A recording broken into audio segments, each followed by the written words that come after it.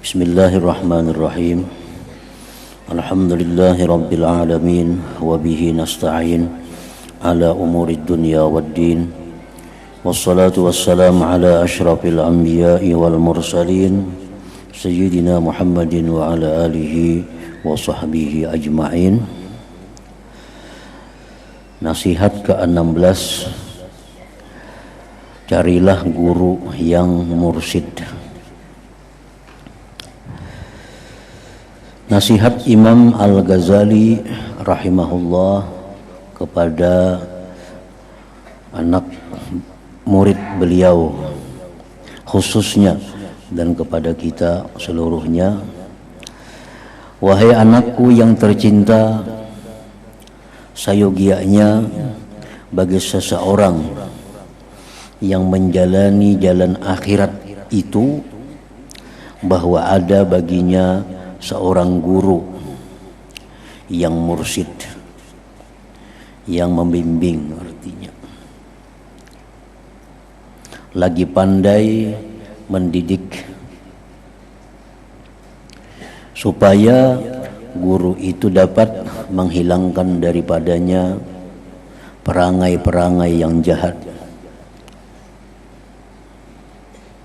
dengan didikannya.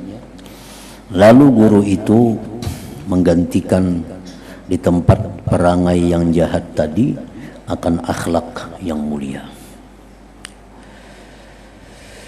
Jadi artinya bahwa apabila kita hendak menjalani satu jalan tariqah menuju ke tempat yang diridai Allah, surga, atau bila kita hendak menjalani satu jalan untuk ma'rifat kepada Allah, maka itu diperlukan ada guru yang membimbing kita. Kada bisa kita hanya dengan membaca buku, kada bisa kita hanya dengan mendengarkan kaset. Pasti ada seorang guru yang kita pegang, yang mana guru itu mencukupi syarat-syaratnya untuk menjadi seorang mursyid itu. Nah, karena demikian perjalanan menuju surga itu adalah perjalanan yang panjang. Lagi perjalanannya itu sulit. Perjalanannya itu banyak simpangan-simpangannya. Nah, kalau kada ada guru yang membimbing kita, maka kita akan tersesat dalam perjalanan itu. Sebab dalam sehari-hari kita pasti menemui berbagai macam perkara yang mana kita kada bisa memutuskan apa hukumnya perkara yang kita hadapi itu. Pertama, dari segi halal haramnya. Nah, kemana kita bertakun? Pasti ada guru yang kita tanya, ada masalah ini, apakah halal atau haram? Apakah boleh atau dilarang? Nah, kemudian lagi perlu kita tanyakan, sesudah itu jelas hukumnya adalah boleh, apakah ini baik dilakukan atau tidak bagus dilakukan? Karena sesuatu yang boleh itu bisa membawa kepada kebaikan, bisa membawa kepada kejahatan. Kada tentu setiap yang boleh itu baik. Kada tentu setiap yang dibolehkan itu baik dilakukan bagi orang yang sedang menjalani satu perjalanan untuk mendapatkan kemuliaan di sisi Allah Subhanahu wa ta'ala. Nah, jadi artinya mesti kada kawa lepas, kada kawa jauh dengan seorang guru yang bisa membimbingnya, baik dalam hal zahir, hal fikih umpamanya tentang sembahyang, wudu, jual beli dan sebagainya, dan apalagi tentang batin, tentang hati. Nah, bagaimana caranya menghadapi demikian? Apakah hati kita boleh demikian? Nah, itu perlu guru yang mengarahkan kepada kita.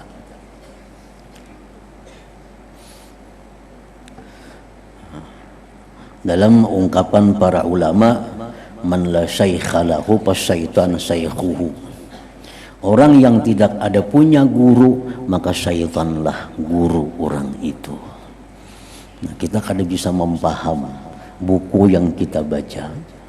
Kadang-kadang kita kadang bisa jelas ceramah yang kita dengar hanya lewat media. Kita kadang paham kemana bertakun, kemana bertanya.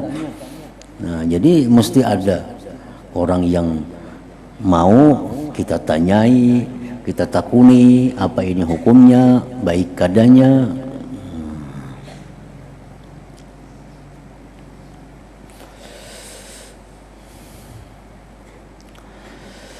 Lalu guru itu menggantikan di tempat perangai yang jahat tadi akan akhlak yang mulia. Yang dulunya seseorang ini ada ria, nah kayak apa cara supaya guru itu bisa merubahnya menjadi ikhlas. Nah, yang dulunya kita ini dengki, iri, bagaimana caranya supaya kita menjadi orang yang selalu berkehendak baik kepada sesama.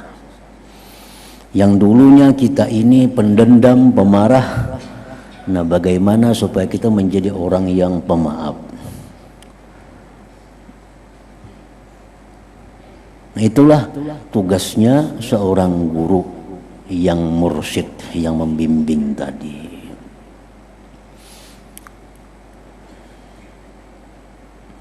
Imam Al-Ghazali mengatakan, apabila kita tidak menjumpai seorang guru yang membimbing kita, atau kita dapat cuma orang kada mau menerima kita,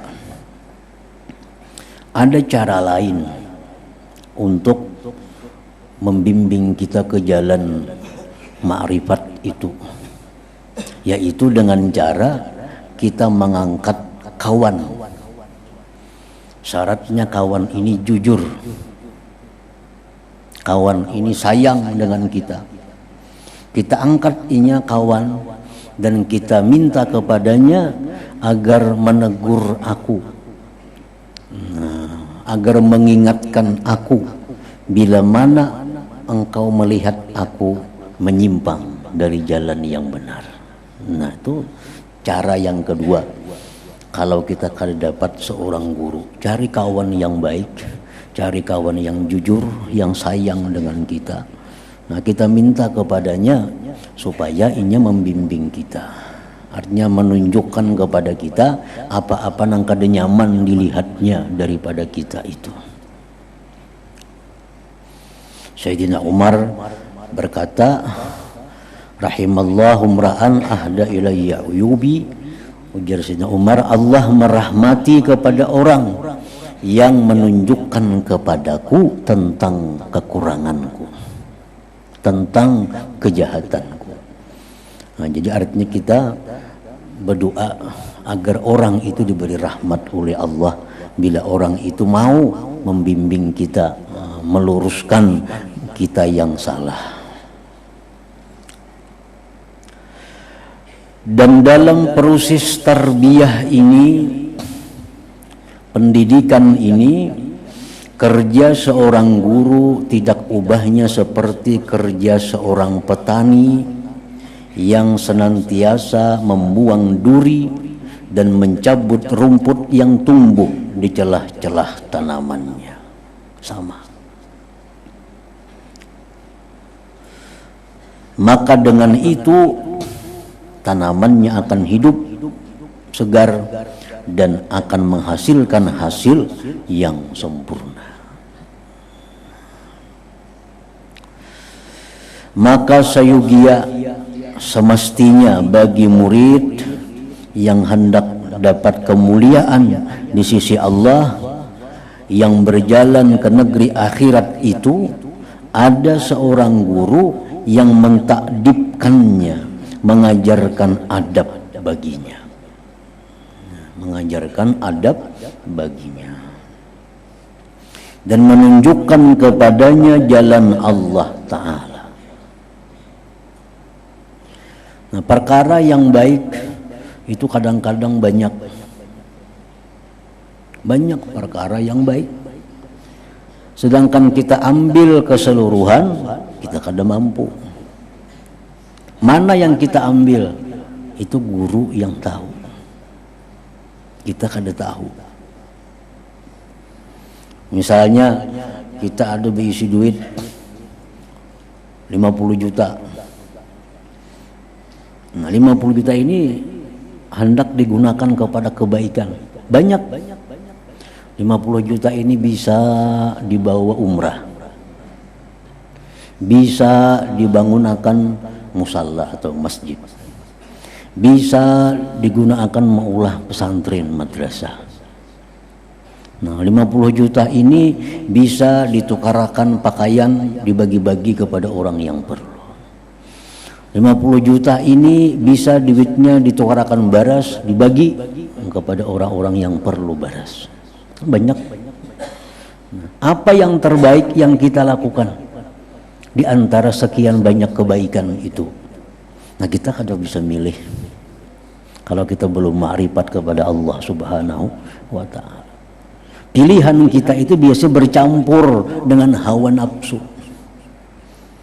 Nah, pilihan kita biasanya bercampur dengan hawa nafsu. Kita ingin duit 50 juta ini kita hadiahkan, kita sumbangkan sehingga timbul kita sebagai orang yang penyumbang. Nah, barangkali kita enggan memberikan duit sekian banyak kepada orang yang memerlukan, tapi orangnya tersembunyi. Kalau kita berikan duit kepada inya, orang kada tahu. Nah, kita mungkin enggan. Nah, nafsu kita ini hendak bahwa duit itu kita beriakan, orang sealamanan tahu. Nah, jadi mana sekian banyak penggunaan itu yang mesti kita ambil. Nah, disitulah perlunya peran seorang guru yang mursyid itu. Supaya duit 50 juta ini bujur-bujur bermanfaat bagi kita di dunia dan hasilnya ada di akhirat. Minta arahkan. Ada duit 50 juta. Sudah diniatakan duitnya hendak disosialkan. Kampanan yang baik diunjuk. Itu mesti dirunding, jangan berunding lawan bini, luput. Bini kan tahu napa-napa. Jangan berunding lawan kawan yang jahil. Nah, supaya duit 50 juta ini bermanfaat, berkembang, mesti dengan guru yang mursyid. Supaya 50 juta ini jadi 500 juta di dunia dan di akhirat jadi surga. Itu hanya guru mursyid yang tahu kemana mestinya menggunakan duit itu. Nah, amun disedekahkan, kemana menyedekahkannya. Amun dibangunkan ini, bangunan apa yang paling bermanfaat. Nah, jangan sampai kita itu memberikan duit sekian banyak tapi dalam hati ada bercampur dengan hawa nafsu. Nah, hawa nafsu. Namun kita bangunkan tuh kelihatan bangunannya. Untuk kalau kelihatan kayaknya lewat itu bangunanku. Kayaknya sambil lewat bangunanku. Ini kisah pulang ke orang tuh aku yang bangun itu. Nah, kada jadi apa-apa kayaknya hasilnya nih. Duit 50 juta ini kada jadi apa-apa hasilnya karena selalu diakui. Selalu diakui, kelihatan barangnya. Nah, coba kalau duit 50 juta kita habiskan, kada melihat lagi kita. Nah, itu lebih baik. Lebih diharapkan pahala di akhirat daripada yang demikian. Kecuali kita sudah sampai ke suatu makam ma'rifatullah. Nah, sudah bersih hati kita dari hal-hal duniawi. Nah, sudah tahu segala macamnya. Nah, ayo aja kita kada usah lagi minta pendapat kepada guru mursyid tentang penggunaan itu. Sembahyang misalnya, ulun guru wae umpamanya malam nih bangun sudah bila pukul 2 tuh bangun. Nah, apa nang bagus ulun baca, apa nang bagus ulun gawi. Kan banyak nang bagus-bagus. Baca Quran bagus, tahajud bagus, witir bagus, berselawat bagus. la ilaha illallah, banyak yang bagus. Nah, apa yang bagus untuk ulun ini? Nah, itu guru yang mursyid yang menunjukkannya apa yang terbaik amalan bagi dia itu. Ini mungkin orang per orang kada sama. Menurut pengetahuan si guru tentang diri si A, oh jago ikam si A ini kalau ikam bangun tuh bagus, sudah selawat kita. Selawat. Karena mungkin guru ini tahu bahwa orang ini kada tapi punya lawat. Suruh guru berselawat. Nah, saya kong datang sama, ulun jam 2 bangun guru ya. Ngapa orang bagus dia malakan? Guru tahu orangnya paling kuliah sembahyang. Ya guru jam sembahyang jadi banyak dah. 20 rakaat kah, seqiyamul lail, 30 rakaat kah, 100 rakaat kah. Atau kita ada masih hutang-hutang qadaan, bayar qadaan. Nah, itu milah amaliyah yang cocok untuk kita, yang bersih dari hawa nafsu, itu hanya guru yang mursyid yang tahu. Kita kada tahu. Karena semuaan baca padilatnya bagus, lagi hanya baca di buku, baca ini padilatnya ini, baca ini itu, baca ini, semuaan bagus. Nah, lalu mana amalan yang pina cucuk lawan nafsu, ini nang ketujuh dibaca jadinya. Nah, jadi amalan itu kada murni lagi karena Allah, ada dorongan hawa nafsunya.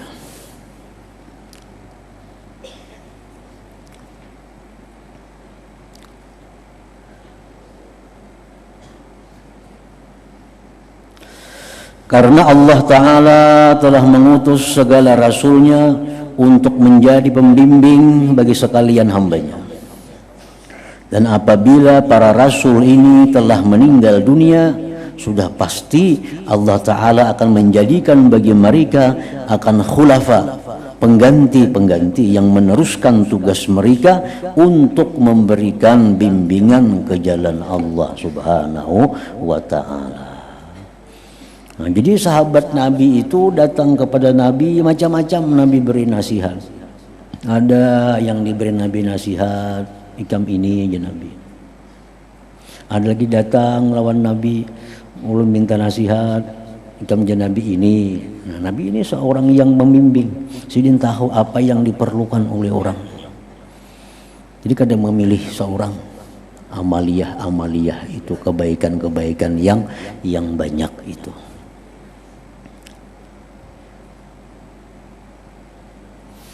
Jadi kalau kita sudah punya ilmu fikih yang cukup, ya mungkin kada perlu bertakun tentang halal haram, karena sudah tahu hukumnya. Ini halal, ini haram. Ini syubhat, ini bagus. Nah, tapi kalau urusan ini, nah ini hanya seorang yang khusus yang mengetahui apa-apa yang baik kita amalkan, yang bagus kita amalkan. Dan sifat-sifat seorang guru yang mursyid yang layak mengganti Rasulullah sallallahu alaihi wasallam itu ialah bahwa ia seorang yang benar-benar alim. Nah, orang yang jadi guru pembimbing ini orang yang benar-benar alim, yang benar-benar bisa mencukupi apa yang diperlukan oleh muridnya. Dia alim dalam masalah tauhid, sehingga kalau muridnya ini ada kesulitan dalam menghadapi hal ihwal ilmu tauhid, nah gurunya bisa mengarahkan. Si guru ini orangnya harus alim dalam bidang fikih. Nah, sehingga kalau murid ini menjumpai perkara-perkara yang sifatnya fikih, guru bisa mengarahkan tentang ilmu fikih. Dan guru ini mesti orangnya menguasai ilmu tasawuf, ilmu suluk. Nah, karena bila muridnya ini mengalami halangan-halangan tentang masalah tasawuf, gurunya bisa menjelaskan itu. Misalnya si murid orang tuanya atau dang sanatnya meninggal dunia, banyak bisi harta. Datang lawan guru. Nah, guru, abah ulun meninggal, bertinggal harta sekian, bertinggal ini, kayak apa cara membagi warisnya. Nah, bila guru ini kada bisa jadi ahli faraid, kada kawa jadi guru mursyid. Harus menguasai ilmu fikih. Apapun yang dibutuhkan oleh murid, nah ini bisa mencukupi. Nah, itu orang yang berhak disebut guru mursyid itu. menguasai ilmu tauhidnya, fikihnya, dan tasawufnya. Tetapi bukan semua orang yang alim layak menjadi pengganti kepada Rasulullah Sallallahu Alaihi Wasallam. Jadi ada istilah kullu mursyid alim, walaysa kullu alim mursyid. Nah, setiap orang yang mursyid itu pasti alim, dan bukanlah setiap orang yang alim itu bisa menjadi seorang mursyid, seorang pembimbing itu. Kayak manusia-manusia yang diberi Allah wahyu terbagi dua. Ada yang hanya untuk dirinya sendiri, nabi. Itu kada diberi Tuhan tugas membimbing manusia. Alim, tapi ini untuk dirinya. Ada manusia khusus yang diberi Allah wahyu untuk dirinya sekaligus untuk umat Rasul. Ada alim juga kedua-duanya. Jadi setiap nabi belum tentu rasul, setiap rasul itu pasti nabi. Pasti nabi. Nah demikian setiap orang yang alim belum tentu dia mursyid, bisa membimbing. Nah, setiap orang yang bisa membimbing itu pasti alim. Pasti alim.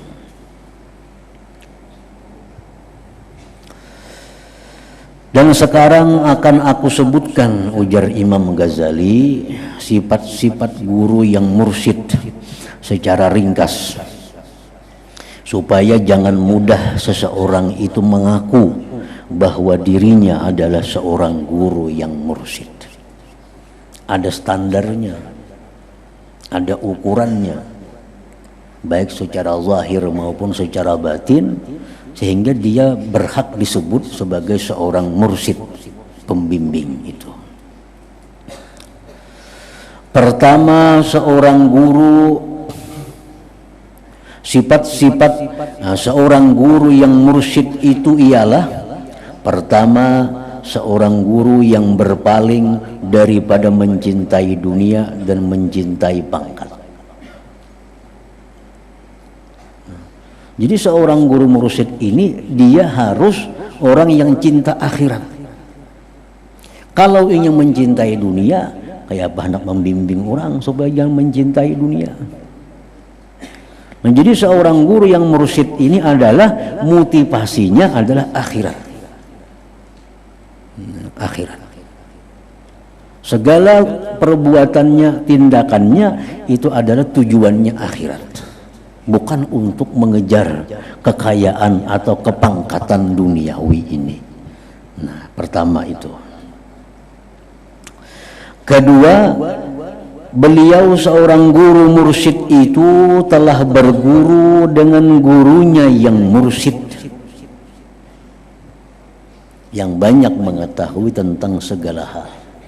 Jadi seorang guru yang mursyid, pembimbing ini, dia harus mesti pernah jadi seorang murid dari seorang guru yang mursyid. Karena kalau kayak itu kita kada ada pengalamannya,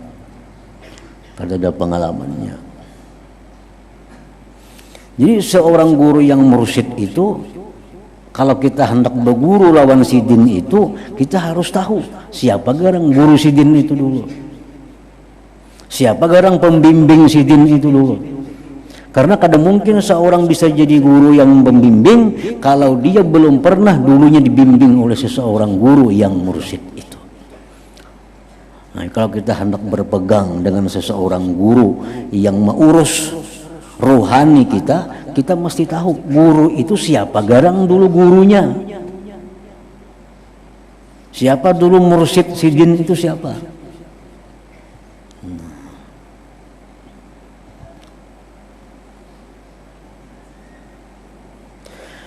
Dan gurunya yang mursyid itu juga telah berguru dengan seorang guru yang mursyid sebelumnya. Seterusnya wujud silsilah guru yang mursyid ini sehingga sampai kepada penghulu kita Rasulullah Sallallahu Alaihi Wasallam. Jadi itu ada silsilahnya, bukan hanya sekedar berguru biasa. Ada turunannya. Jadi mulai si Sidin dibimbing oleh si Fulan. Tuan guru Fulan ini dulunya dibimbing lagi oleh gurunya. Guru ini dibimbing lagi oleh gurunya sampai kepada bimbingan Rasulullah Sallallahu Alaihi Wasallam. Nah makanya itu ada di dalam istilah orang sufi itu ada lubusul khirqah. Lubusul khirqah itu artinya seseorang itu diberikan Nabi semacam kain, baik itu berupa jubah, baik itu berupa surban, sebagai tanda bahwa ini orang pernah dibimbing oleh guru itu. Nabi memberikan khirqah pakaian kepada Sayyidina Ali. Lalu dari sekian banyak murid bimbingan Sayyidina Ali ini, diantaranya ada Hasanul Basri. Sayyidina Ali memberikan itu khirqah tadi pulang, lain khirqah yang pertama, khirqah lain lagi, khirqah yang dipakai Sidin. Nang barian Nabi itu disimpan untuk seorang. Nah, lalu pakaian seorang sehari-hari ini ada yang dikasihkan dengan seorang murid, tanda bahwa ini orang adalah pernah dibimbing. Nah, lalu si murid Sayyidina Ali Hasanul Basri ini terhadap bimbingan murid-muridnya itu diberikan lagi ada khirqah lain lagi, khirqah Sidin Bulang, sebagai tanda bahwa itu adalah khirqah bimbingan. Nah, sampai berlaku kepada zaman sekarang. Nah, guru-guru yang pembimbing, yang mursyid itu pasti ada punya khirqah itu, bahwa dia itu pernah dibimbing oleh guru yang pernah dibimbing juga. Jadi kadang-kala orang itu bisa membimbing kalau dia belum pernah berpengalaman dibimbing. Dan itu ditandai dengan silsilah lubusul khirqah namanya, tandanya.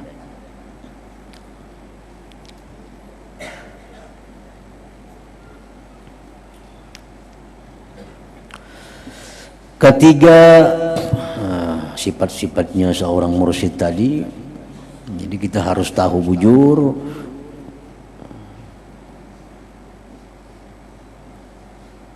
di mana orang itu dibimbing oleh siapa pembimbingnya. Karena urusan ini urusan rohani. Kalau sudah menyimpang, kalau sudah sesat, akan sulit kembalinya, sulit mencabutnya. Kita ini sudah mulai berguru dengan yang salah, ngalih berpindahnya. Apalagi sudah sekian tahun berguru dengan guru yang kada jelas asal usulnya. Padahal ini guru pembimbing rohani kita. Nah, setiap kali kita bisa bertakun masalah ini, mas itu. Nah, itu. Jadi sebelum kita menjadikan orang itu sebagai guru pembimbing kita tahu bujur dulu.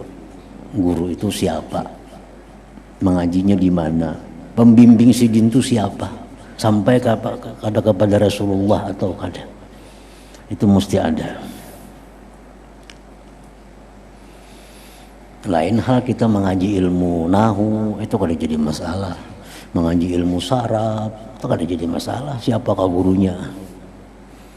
Mengaji ilmu nahu, ilmu bahasa Arab itu kada jadi soal. Macam kamus munjid tuh kan orang kada Islam mengarang, banyak dipakai oleh orang Islam karena bagus bahasa Arabnya. Ini artinya itu kan jadi masalah. Tapi kalau untuk urusan rohani kita, nah kita mesti berpilih. Nah pilih bujur.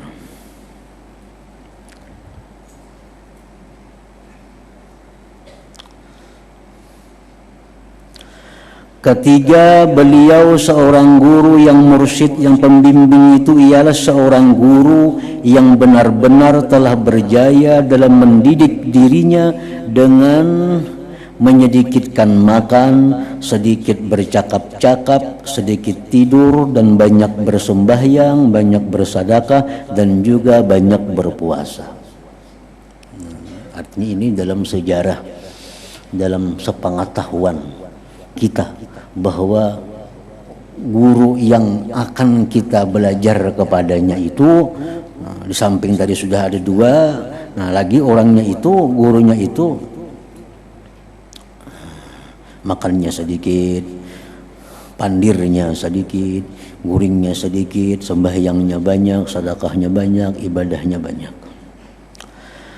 Keempat, beliau dengan sebab berguru dengan gurunya yang mursyid tadi telah mampu menjadikan akhlak yang mulia sebagai cara hidupnya, seperti sabar. Nah, seorang guru yang mursyid itu mesti sabar. Mesti sabar. Mampu menahan diri. Misal disakiti orang, ya kada membalas. Dihina orang, kada membalas. Itu tanda bahwa dia pernah dibimbing. Karena waktu dalam bimbingan itu memang dilatih supaya jadi orang sabar. Dilatih oleh gurunya supaya jadi orang sabar. Sembahyang, syukur, tawakal, yakin, qanaah, merasa cukup dengan yang ada, tenang jiwa, penyantun, tawadhu', banyak ilmu, benar, malu, menyempurnakan janji, tenang pendirian, tenang pembawaan, berhati-hati dalam segala urusan, dan sebagainya. Dan apabila ia telah bersifat dengan sifat yang mulia ini, maka sebenarnya ia adalah guru yang mursyid tadi, nur daripada anwar, daripada cahaya-cahaya Nabi Muhammad sallallahu alaihi wasallam yang layak untuk diikuti. Layak untuk diikuti berarti layak diikuti. Tetapi kewujudan guru yang mempunyai sifat-sifat ini sangat jarang sekali. Lebih sukar wujudnya daripada al-kibritul ahmar, belirang yang merah. Nah, guru-guru yang bisa membimbing tadi artinya jarang didapat. Sulit dicari, sulit ditemui, sulit dihubungi. Dan siapa yang telah mendapat karunia yang baik, lalu ia bertemu dengan syekh guru yang mursyid pembimbing ini, dan pihak syekh, pihak guru pula bersedia untuk membimbingnya, maka hendaklah ia benar-benar menjaga adab-adab terhadapnya, sama ada yang zahir atau yang batin. Nah, bila sudah kita bertemu dengan guru yang punya sifat-sifat seperti tadi, nah, lalu Sidin Hakun menerima kita sebagai murid Sidin, nah, maka peganglah itu dan beradablah dengan guru tadi dengan adab baik zahir maupun batin.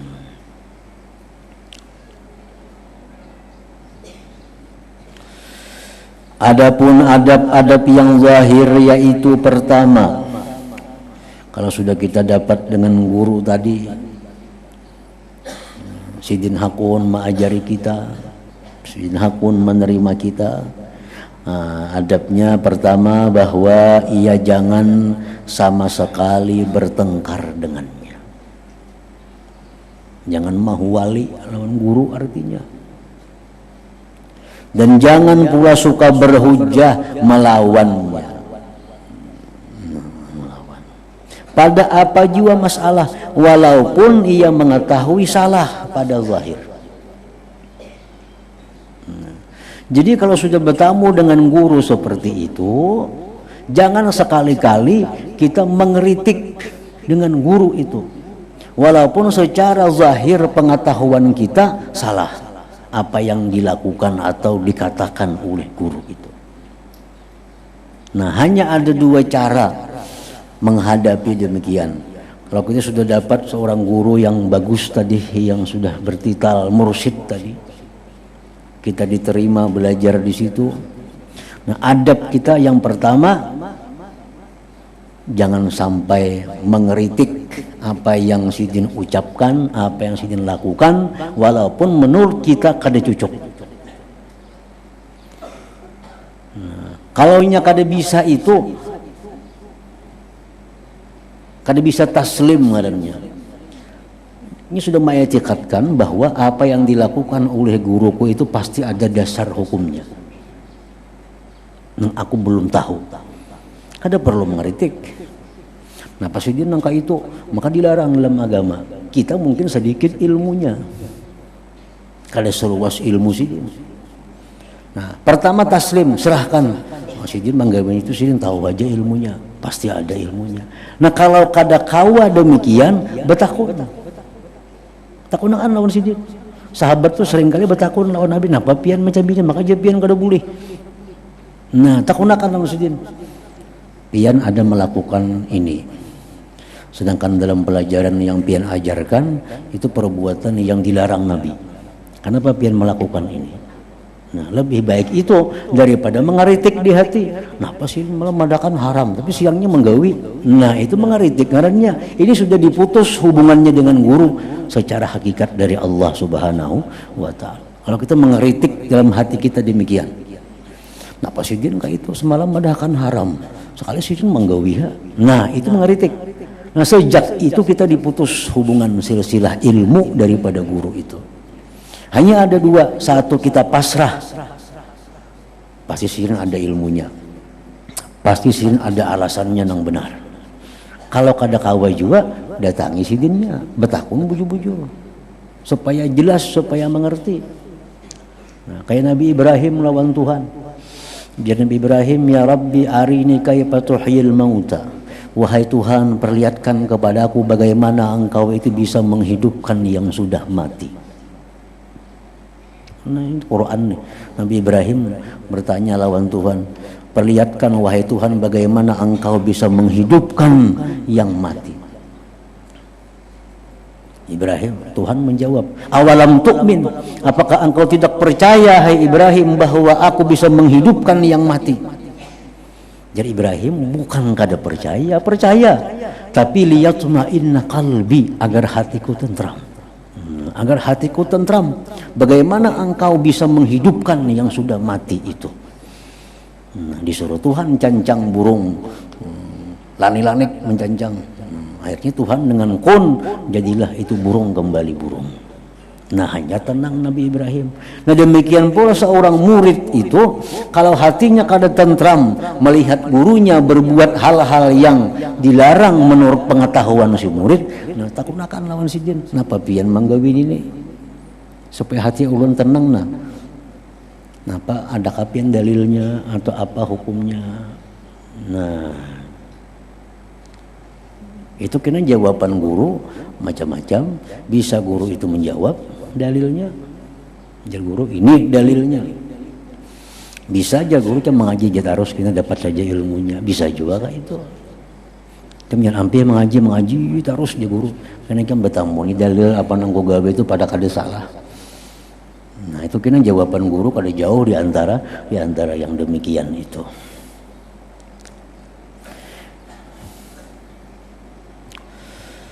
Nah, kedua adabnya itu jangan ia bersegera meletakkan kain sajadah di hadapan guru kecuali pada waktu hendak menunaikan sembahyang.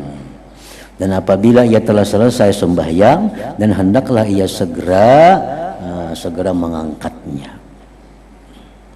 Jadi misalnya kita seorang murid nih sembahyang masih lawas lagi, sudah mengunjung sajadah lawan guru, atau ada beadab ngarannya. Nah, sudah waktu sembahyang sampai, sidin sudah siap anak sembahyang, nah hanyar diurakakan sejadah itu. Itu masuk bagian adab yang lahir. Ketiga, jangan ia memperbanyak sembahyang sunat di hadapannya. Ini di hadapan guru bertasbih. Itu kan ada beadab ngarannya. Di hadapan guru itu yang paling baik dua. Satu, mendengarkan apa jar guru, nang kado betakun apa nang kada paham. Jangan bertasbih di hadapan guru. Itu ada beadab ngarannya. Padahal baik aja bertasbih kalau berzikir bagus. Cuma kalau di hadapan guru itu ada beadab. Di hadapan guru itu yang paling baik satu, mendengarkan apa nang jasidin, nang kado betakun apa nang seorang kada paham. Itu lebih mulia daripada sembahyang sunat di hadapan sidin, daripada bertasbih. Itu tanda kada beradab ngarannya. Nah, keempat, hendaklah ia mengamalkan apa-apa yang disuruh oleh gurunya dengan kadar kemampuannya. Adapun adab-adab yang batin pula, yaitu pertama, segala sesuatu yang ia dengar daripada gurunya dan telah diterimanya pada zahir, maka jangan sekali-kali ia mengingkarinya pada batinnya. Jangan pada perbuatan dan jangan pula pada perkataan, supaya ia terselamat daripada tanda orang yang munafik. Ini secara zahir, napa nang jaguru hakun aja, cuma hati menolak. Nah, itu juga orang munafik ngarannya. Itu sudah kehilangan adab batin, sudah kehilangan adab batin. Disuruh guru gawi ini, gawi ya, tapi hati kada katuju kada nih. Nah, itu sudah munafik ngarannya dengan gurunya. Dan seandainya ia tidak dapat berbuat demikian, maka sebaiknya tinggalkan saja gurunya itu sehingga sampai suatu masa yang ia dapat menyamakan batin dengan zahirnya. Namun kada sanggup kayak tadi, baik berjauh aja dulu. Yang beparak guru dulu berjauh. Sudah siap kena masanya, nah hanyar beparak. Kedua, hendaklah ia menjauhi daripada bersahabat dengan orang yang jahat, supaya ia dapat mengusungkan lembaran hatinya daripada segala perhubungan dan pengaruh syaitan manusia. Maka dengan itu akan suci hatinya daripada kekuturan syaitan, dan walau bagaimanapun ia mesti memilih kefakiran daripada kekayaannya. Nah, seorang murid itu orang yang banyak diberikan tugas-tugas oleh gurunya. Nah, sehingga apapun yang diperintahkan oleh gurunya untuk kebaikan dirinya itu mesti dia tinggalkan, walaupun itu merugikan dalam segi duniawinya, walaupun merugikan dalam segi duniawinya. Karena itu perintah guru, tinggalkan. Nah, mesti ditinggalkan kalau sudah kita mempunyai guru yang membimbing itu. Nah, kemudian nasihat ke-17, intisari ilmu tasawuf.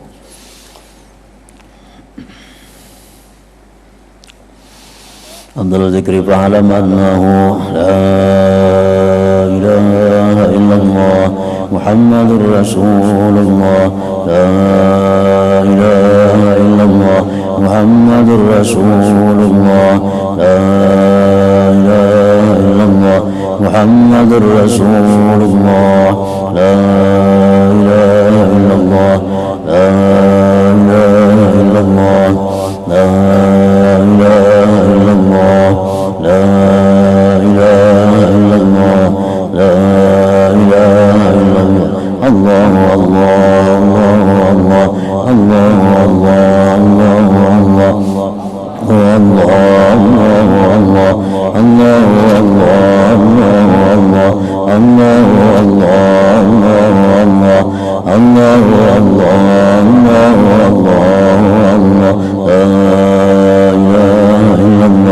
Muhammadur Rasulullah, la ilaha illallah Muhammadur Rasulullah, la ilaha illallah Muhammadur Rasulullah, la ilaha illallah.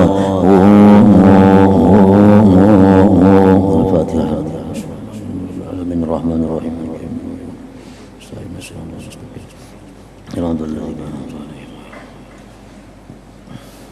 يا أيها الرجل شفاعة صلوا عليه وسلموا تسليما اللهم صل وسلم